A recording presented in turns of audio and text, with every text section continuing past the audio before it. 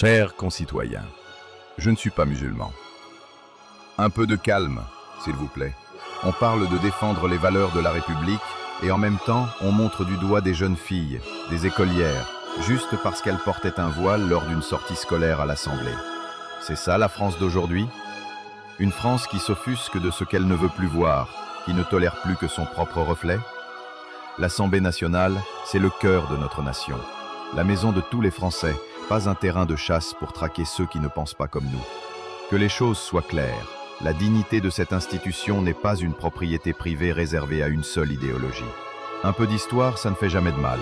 Le tout premier député français musulman, un certain Grenier, siégeait ici même en tenue musulmane.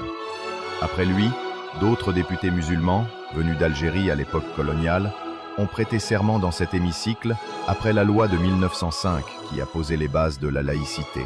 Parmi eux, au moins 2 ont même été vice-présidents de l'Assemblée nationale. Et jamais ils n'ont renoncé à leur tenue. Ça interpelle, non?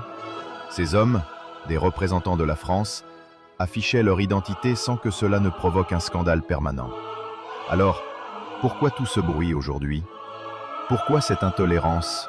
N'oublions pas non plus que des centaines de milliers de soldats venus du Maghreb, notamment d'Algérie sous le régime colonial, se sont battus et beaucoup sont morts pour défendre la France, pour qu'elle reste libre et débarrassée de l'oppression nazie et fasciste.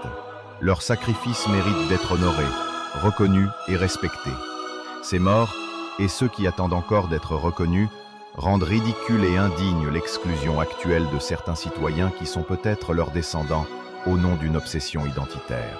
Pendant ce temps, des enfants d'autres confessions avec des signes ostensibles religieux visitent l'hémicycle sans que cela ne déclenche une tempête médiatique. Pas de dénonciation en série, pas de tribune pour stigmatiser. Pourquoi cette différence de traitement? Est-ce qu'il n'y aurait pas une politique de stigmatisation qui choisit ses cibles? Halte. Halte à la désignation, à la mise au pilori des Français de confession musulmane. Halte à cette propagande politique qui, jour après jour, construit une islamophobie politique et médiatique déguisée en défense de la République. Ce n'est pas une image de la France à l'étranger qu'on voit là.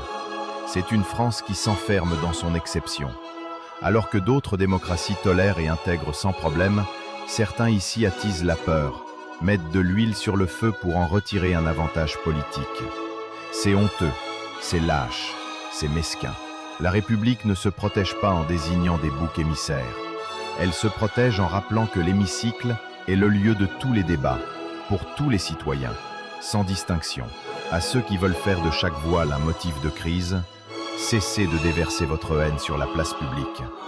À la presse et aux politiciens qui s'en nourrissent, ayez un peu de décence. À la République, rappelez-vous votre promesse d'égalité. Et à ces écolières, ces jeunes filles pleines d'avenir que l'on croit pouvoir réduire à une simple polémique, respect et silence. Il est temps d'arrêter cette stigmatisation et cette exploitation politique qui alimente l'islamophobie. Vive la République et que l'Assemblée reste la maison de tous.